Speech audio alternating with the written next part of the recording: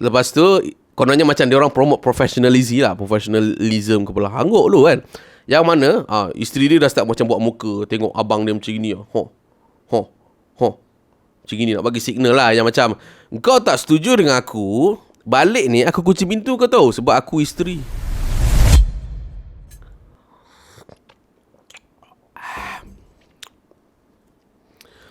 Bos Malaysia, mari kita sembang. Okay.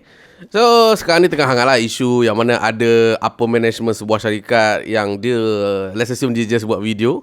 I'm not going to name siapa yang buat benda tu. Yang mana dia ni upper management dan I would say perbincangan dia orang tu banyak mengisahkan pasal HR, benda-benda HR dan juga perangai pekerja, sama ada yang baik ataupun yang tidak baik, dibincangkan secara publik. And ramai tak suka diorang ni memang daripada segi input itself. For me, I would say input dia Cik Gulan ambil rasa 70% is boleh lah, boleh hadam lagi. Tapi another 30% is agak detrimental when it comes to toxic culture. Dan kalau kau tengok dari segi komen tu pun memang nampak sangat like I would say confirm kan mitos-mitos terhadap that particular syarikat lah. Dan yalah, dan respon terhadap benda itu pun memang sangat tak bagus lah when it comes to upper management. At one point some of the leaders menganggap benda itu adalah satu kata apa nuisance lah, gangguan yang mana dia tidak berpuas hati. Pekerja-pekerja yang tak berpuas hati ni, yang komen-komen ni, dia assume yang komen-komen ni semua, yang hate ni semua hanyalah kata apa, dia membenci kejayaan mereka, hence dia tunjuk kereta, dia tunjuk barang-barang mahal-mahal ni lah, all this fancy stuff, seperti mana owner business biasa buat lah. Saya ni memang cukup terkenal dengan orang yang memang cukup melawan ataupun nak benda ini diubah when it comes to upper management. Untuk bagi korang latar belakang, saya pernah berada di production side, maksudnya dekat peringkat bawahan sesebuah syarikat. Dan saya pun pernah juga berada dekat bahagian management. Dan secara tidbits lah, maksudnya secara sikit-sikit saya nak bagi pendedahan kepada you guys. Saya tahu apa yang management boleh buat, saya tahu apa management tak patut buat, tapi mereka buat juga. Dan sama juga dengan sisi pekerja, saya tahu cara nak jadi baik macam mana, cara nak jadi jahat macam mana. Tapi saya cukup terkenal dengan orang yang sentiasa berat kepada pihak management ataupun founder company. At one point saya juga terkenal dengan founder tak nak jumpa saya, majikan tak nak jumpa saya sebab diorang memang pengecut, penakut, walhal mereka lah yang hire saya. Okay, alright. So, apa masalah dia? Okay, number one, saya tak tahulah daripada segi korang ni bekerja kat Malaysia macam mana. So, pengalaman kita is differ. Tapi, bila saya tengok balik video yang dikecam itu, nampak satu pattern yang sama, iaitu toxic culture. Okay, alright. So, kita semak dulu pasal toxic culture ini. Toxic culture, apakah dia? Satu culture pembudayaan kerja yang mana sangat tidak sihat. Dia tidak memberi impact pada syarikat. At the same time, dia memberi satu kesan buruk kepada pekerja. Misalnya kata toxic culture ni, diorang ni kata kerja 9 sampai 6. Tapi often than times, maksudnya hampir hari-hari dia bekerja 9 sampai 11 malam. Tanpa ada apa-apa agreement dalam offer letter kita mengatakan kita kena buat benda tu. Dan oftenly bos akan cakap, "Man, benda ni emergency lah man, so kita kenalah bekerja sampai malam." Okay, kalau emergency dalam konteks misal kata dalam seminggu tu, let's say lah 5 hari sahaja bekerja, 1 hari sahaja korang buat benda itu pada 1 minggu, in which okay lagi lah. Tapi kalau hari-hari 9 sampai 11, 9 sampai 11, 9 sampai 11, itu bukan makna emergency bang. Itu maksudnya working hours kau tu 9-11 lah. In which pekerja tak puas hati lah sebab dalam atas offer letter you guys mengatakan 9 sampai 6. Unless diberitahu ke ada klausa-klausa, I don't give a shit about that lah. Sebab at the end of the day, kalaulah benda itu luar daripada perbincangan asal, there must be some sort of compensation. Misal kata seperti contoh OT. OT ni pun satu isu besar jugalah di Malaysia. And ada beberapa keadaan OT ini kalau dibayar bagus lah. I think pekerja pun tak kisah pasal sebab tu. Akan ada satu syarikat yang memang OT mereka tidak dibayar, dan kalau di fight, nanti dia akan orang kata apa, ungkit balik lah. Oh, dulu kau cuti pun banyak kali, seperti contoh. Ataupun apa yang jenis macam-macam lah. Dia orang boleh manipulate when it comes to polisi syarikat, yang mana sebenarnya polisi syarikat tu tak ada, tapi memandangkan the case yang dia naikkan tu, pekerja naikkan tu, di brought ke depan, barulah terhege-hege nak buat polisi baru, which benda tu tak silap Cikgu Luan memang melanggar undang-undang lah. So toxic culture, siapa yang wujudkan? Upper management, all this management akan cakap, oh, ni masalah pekerja yang membuatkan culture kita teruk, toksik kan, yang cancer dan sebagainya. Minum jap.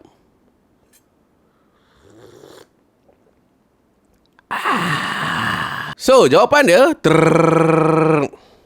salah, bongok. Kenapa saya cakap salah? Okay, dia macam mana? Let's say lah, you guys ada mak ayah. Yalah, tak kisahlah yang masih hidup ataupun sudah meninggal. Okay, siapa yang create culture dalam family? Adik you, abang you, diri you. Jawab dia for sure daripada family, seperti contoh ayah ataupun mak. Mereka ni lah yang akan menentukan rules. Seperti contoh, tak boleh keluar malam pukul 10. Mereka lah yang akan menentukan outcome yang mana anak-anak you ni akan menjadi bagus ataupun tidak. Educational level bagus ataupun tidak. Kerja bagus ataupun tidak. Cara layanan macam mana, komunikasi macam mana. Ada family macam family saya, memang seorang family yang was raised being introvert. So saya dengan family tak banyak cakap sangat. So sama juga dengan syarikat. Syarikat yang akan buat polisi, yang akan buat all these rules, yang akan buat all this reward system, siapa dia kalau bukan daripada upper management. Dalam argument video tersebut pun dia macam nak cakap yang staff lah toxic kan, staff lah yang tak buat kerja, asyik ponteng MC. Okay, ponteng apa, tipu MC ni kita akan sembang benda lain. Tapi the irony is that, yelah, you ibarat macam our mak ayah, you ibarat macam our leader.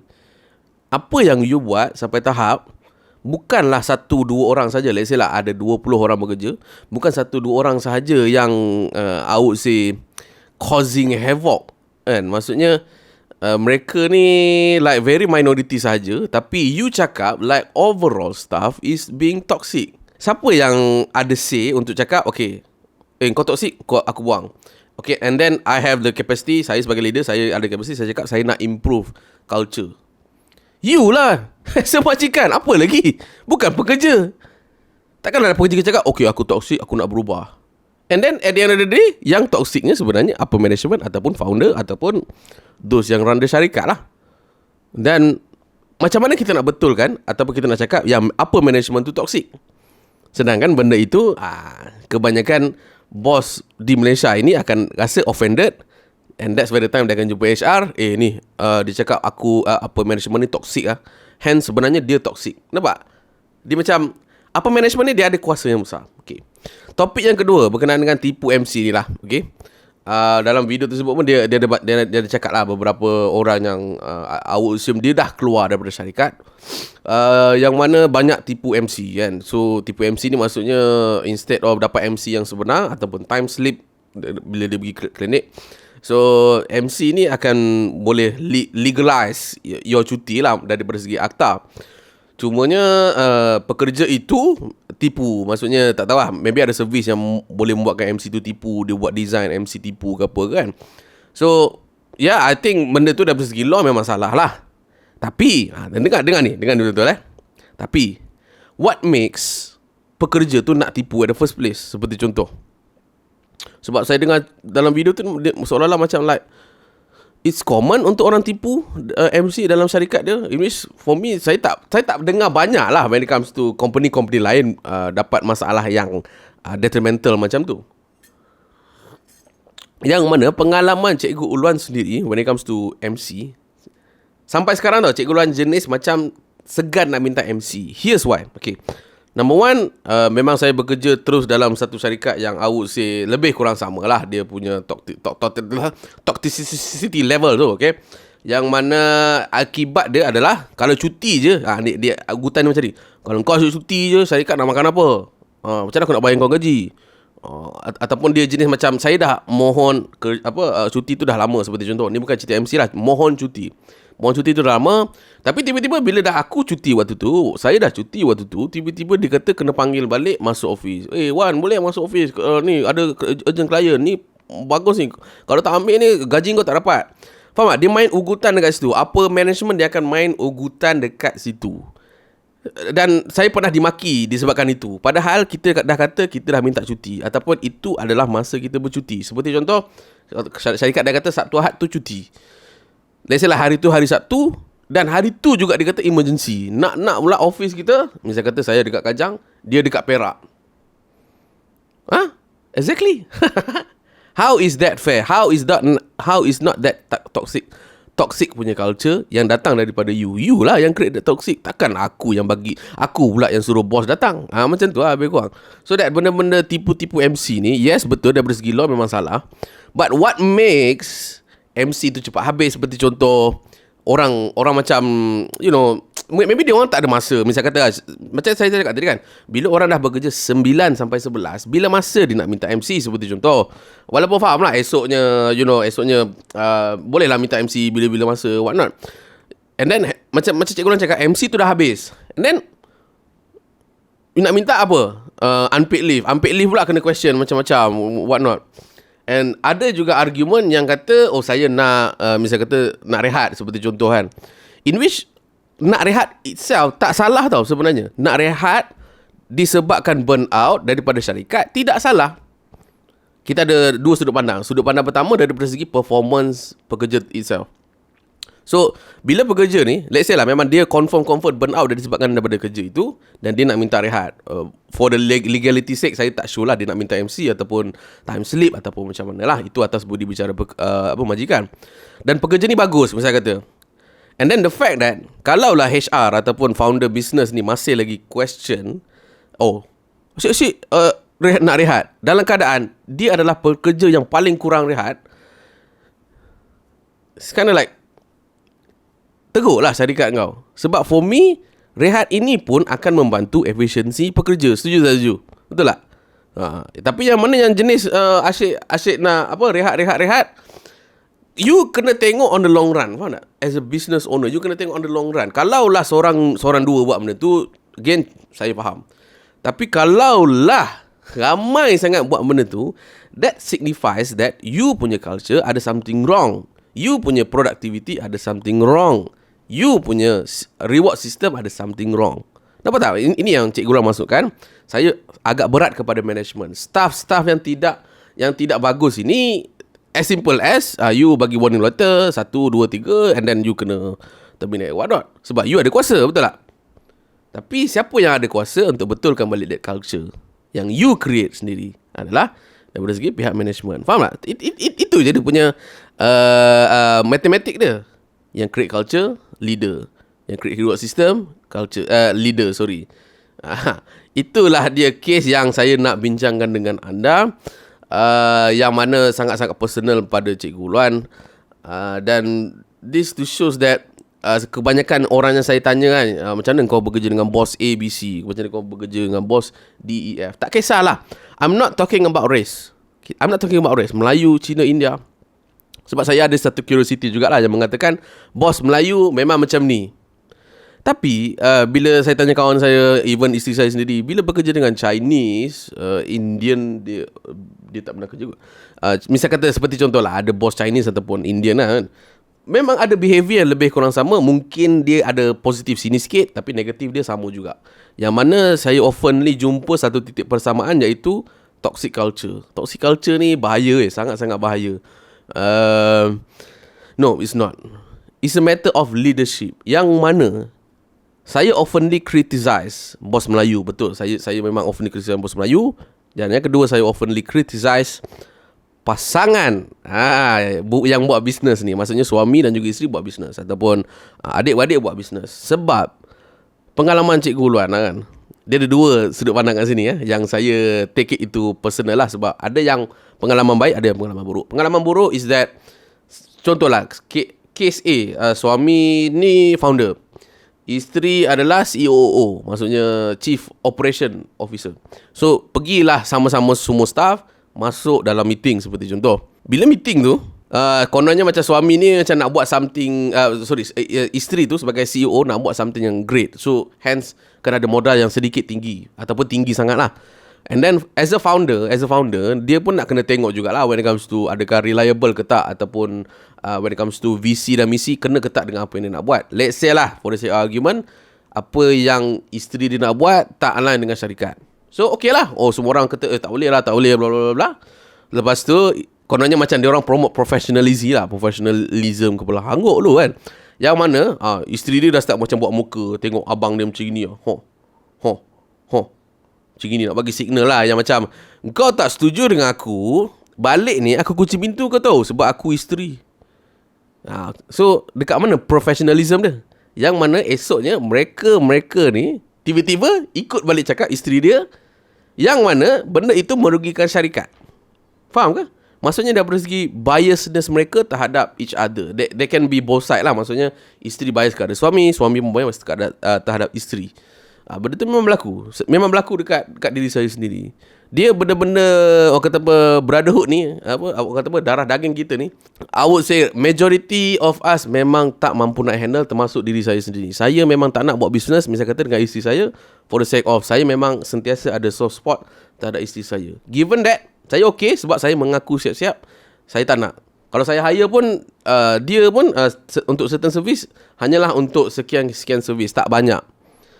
Dalam kes ini, nama dia orang ni ada dalam SSM, syarikat berdaftar. Mereka ni adalah top management, yang mana sepatutnya criticism itu valid. Seperti contohlah yang tadi, criticism tadi tak valid, sekarang ni criticism adalah valid. So mereka ni akan macam like akan be biased to each other. Mula-mula bincang macam okay, esoknya tiba-tiba diikut balik pasangan mereka. Dan adakah semua bos Melayu ataupun bos Malaysia secara umum macam itu? Jawab dia tidak. Saya ada 2 syarikat yang saya boleh publicly bagi tahu is very goddamn good. Number 1 is ML Studio. Okay, number 1 is ML Studio. Terima kasih. Suami isteri juga bekerja, tapi I find that Mak Luffy dan juga isterinya memang sangat bagus when it comes to leadership. Mendengar cakap orang at least, dan juga memang diorang ni memang sangat simple. Dia bagi apa yang pekerja nak, balik on time, lepak, boleh bincang bab-bab kerja, tak ada masalah. Dan yang kedua, sekarang ni saya bekerja bawah Dr. Adam Zubi. Now, nanti orang akan cakap, 2 orang ni you bodek lah. Tak, sebab apa saya nak bodek Mak Luffy? Mak Luffy saya dah lama tak bekerja dengan beliau. Kenapa saya nak bodek beliau? Dr. Adam Zubi, mungkinlah korang akan kata saya nak bodek. But, saya just nak bagi tahu, clarify siap-siap. Even Dr. Adam Zubi is the best lah for me. Dr. Adam Zubi is the best. Syarikat beliau nama dia Absolish, yang diusahakan oleh suami isteri juga, Dr. Adam Zubi dan juga our CEO Bella Bahari. Mereka ni, kalau daripada segi stereotyping lah, nak mengatakan bos Melayu ni teruk daripada bos Cina, bos India, saya boleh kata, kalau daripada segi race, diorang ni, bos Melayu ni lagi powerful daripada kebanyakan bos Chinese dan juga India. Saya boleh cakap benda tu. Diorang ni like, the level of professionalism, the level of open-minded. Bila seorang pekerja di bawah nak utarakan something, nak bagi tahu keluhan, nak bagi tahu feedback, mereka akan sanggup mendengar. Dan mereka tak adalah macam mengalah. Tak adalah macam kita bagi tahu, let's say saya pekerja, Dr. Adam, saya nak coklat lah, saya nak nyot-nyot ke apa, saya nak baring lepas ni sebab saya malas bla bla bla. Tak ada lah, for sure lah, tak ada. Tapi let's say lah, kalau kita bagi tahu improvement pada department video, saya nampak daripada segi ada kelopangan dekat sini, so kita kena buat something for this. Diorang sanggup dengar, diorang akan evaluate, diorang akan buat their decision. Money decision, vision decision, feedback decision, semua ni memang lengkap lah. Ada satu session tu, saya ingat lah, waktu tu kita orang baru habis event, yang mana kereta saya waktu tu tiba-tiba broke down lah. Dr. Adam Zubir dan Bella ni adalah dengan kita orang, dan diorang naik kereta asing. Dan saya personally cakap kat diorang, yang mana you nak pergi belah cawa sebab faham lah, masing-masing ada kerja kan. I pun boleh handle sebab I ada servis seperti batteryku.com dan sebagainya. Saya nampak macam Bella dengan Dr. Adam dia tengah discuss something, and then they decide untuk stay with us. You guys can imagine macam ketua dan juga CEO yang nak bersama-sama dengan saya through thick and thin lah. Maksudnya kesusahan pun je, kesenangan pun je. So waktu tu saya tengah susah, yang mana saya tahu saya boleh handle, tapi diorang still take the courage untuk stay dengan saya. Tu Itu satu. Yang kedua, mereka ni memang menggalakkan meritokrasi. Maksudnya, kalau you perform dalam keadaan you masih lagi jaga you punya stamina, you punya tidur, sebab mereka ni memang tak galakkan untuk kita tidur bekerja sampai malam. So mereka reward. Mereka ni ada satu session yang kita panggil sebagai appraisal. Appraisal ni maksudnya setiap 3 bulan ataupun setiap 6 bulan akan ada presentation mengatakan apa yang you dah buat selama ini dan apa penambahbaikan yang you nak buat. And then tak kisahlah daripada segi evaluation, dia nak raise the gaji ke, income ke, bagi commission ke. Mereka memang bagi on time, bersebab, dan secara mutualnya memang kita orang setuju. Dan akibat daripada itu, culture yang sangat baik ini menyebabkan saya sendiri banyak nak volunteer untuk buat kerja lebih. Maksudnya, let's say lah, kalau hari tu kita sepakat untuk buat 4 kerja. 4 kerja. Daripada 4 kerja, disebabkan saya being inspired by them, saya boleh buat 6 kerja. Maksudnya sehari tu extra 2 kerja yang saya boleh buat. Volunteer. Dan bila kita volunteer daripada 4 kerja jadi 6, on the long run, bila mereka tengok balik daripada segi performance, mereka akan reward saya. Boleh faham? Dia, itu je pekerja nak. Maksudnya pekerja ni dia tak nak something like, sales juta, so aku dapat portion 30%, 40%. Itu adalah kerja-kerja sale ataupun founder business. Itu memang kesukaan korang lah. Tapi kalau kesukaan pekerja biasa seperti saya sendiri, saya just nak gaji saya dibayar on time, EPL Sokso ada, you give us what we want, kerja pun tak sampai 9 sampai pukul 1 pagi, tidak dipaksa bekerja, tak adalah emergency all the time, MC tak ada hal, apply cuti tak ada hal. Give us what we want, man. Itu je sebenarnya. Faham tak? Disebabkan itu, bila majikan mendengar feedback kita orang daripada orang bawah, mereka evaluate balik, create a new culture, pekerja makin efficient, syarikat makin boom. Itulah dia intention sebenar syarikat sekarang yang sepatutnya dia orang fokus. Tapi no. Kebanyakan syarikat mengambil jalan kuku besi lah. Ataupun tauke. Apa? Tauke lah. Tauke maksudnya macam mana? Dia mengambil jalan gangster lah sebenarnya kan. Memandangkan I yang pay you, I can do whatever you want with you. You tak setuju dengan apa yang you buat, our culture yang teruk ni, you caw lah. You caw, gua tak ada halnya. So caw lah pekerja tu. Seorang demi seorang. At the end of the day, you sendiri pun tak pandai edit video lah. You sendiri pun tak pandai nak buat apa yang operation buat. At the end of the day, you cari orang baru pun susah nak masuk. At the end of the day, bungkus lah. Itulah dia kebanyakan syarikat yang mana bila mana dia orang tak mengiktiraf feedback pekerja yang bagus bukan feedback pekerja yang tidak bagus, feedback yang pekerja yang bagus, and you tak ada niat ataupun tak ada cara untuk nak perbaiki your culture, your vision, mission dalam syarikat, you will never go anywhere. Saya bercakap atas capacity. Saya adalah pekerja biasa, pekerja yang memang dah banyak mengubah culture syarikat disebabkan saya bersuara. So you nak cakap yang all staff is bawah kaki you, mereka ni hamba you. Kalaulah kita orang ni hamba you, that's where syarikat tidak berkembang. Faham tak? Hamba ni dia tak akan buat lebih daripada apa yang disuruh. Tapi korang nak pekerja buat lebih daripada apa yang disuruh. Nampak dia ada contradict di situ. Ni mindset hamba ni. Hamba ni you buat apa? You pijak-pijak dia. You bukan sayang-sayang dia. Betul tak? Tapi bila you pijak-pijak dia, you expect a better result. Sounds like a daddy issue for me lah. Daddy issue ni pun salah satu isu jugalah, yang mana